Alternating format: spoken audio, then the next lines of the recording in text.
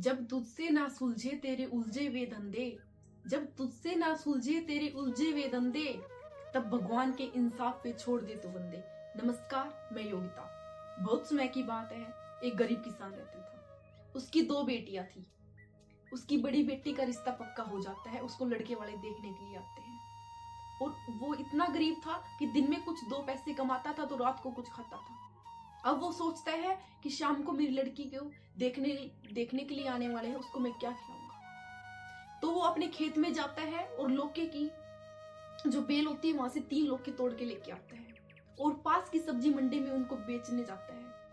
तीनों लौकी को सामने लगा के बैठ जाता है और सोचता है तीनों लौकी बिकेगी और मेरे पास पैसे आएंगे। गांव का एक प्रधान आता है, एक लौकी को उठा के ले जाता है। बेचारा किसान अच्छे से पैसा भी नहीं बोल पाता, इससे पहले तो वो लौकी लेके चला जाता है। अब गरीब किसान चुपचाप बैठ जाता है। उसके पास 2 लौकी बचती है। एक पुलिस वाला आता है, दूसरी लौकी को भी उठा के ले जाता है। गरीब किसान फिर कुछ नहीं बोल पाता है।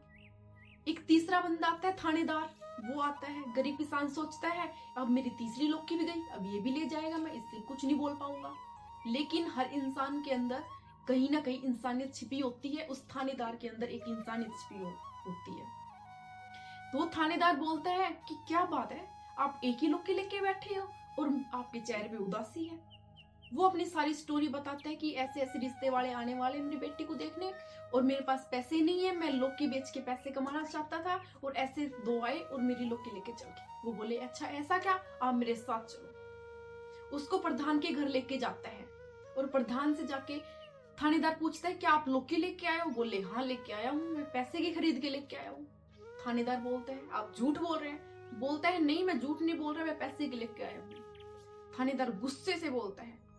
तो प्रधान सोचता है कि गुस्से में आ गया, ये समझ गया मेरी झूठ। वो बोलता है कि हाँ मैं लेके आया हूँ, फ्री में लेके आया हूँ। ठीक है, तो उसको बोलता है कि आपने पाप की है, गरीब की आत्मा दुखाई है, 1000 रुपए दो।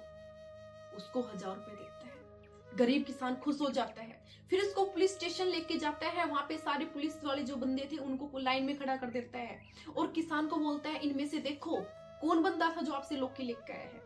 किसान बोल देता है हाँ ये बंदा लेके आया था। उसको बोलता है थानेदार कि तुम्हारे ऊपर 1000 रुपए है, इनको 2000 रुपए, तुमने एक गरीब की आत्मा दुखाई है, तुमने पाप किया है। वो उसको 1000 रुपए दे देते हैं। किसान खुश हो जाता है और सोचता है कहीं मेरे से 2000 रुपए तो थानेदार नहीं ले लेंगे और एक लौकी बची वो भी नहीं ले लेंगे, फिर मैं क्या करूंगा। फिर वो पुलिस स्टेशन के बाहर आता है और थानेदार बोलता है आपकी एक लौकी दे दो। किसान कहता है हाँ हाँ हाँ जी हाँ जी हाँ जी ले लो ले लो, ये मेरी तरफ से तोहफा समझो।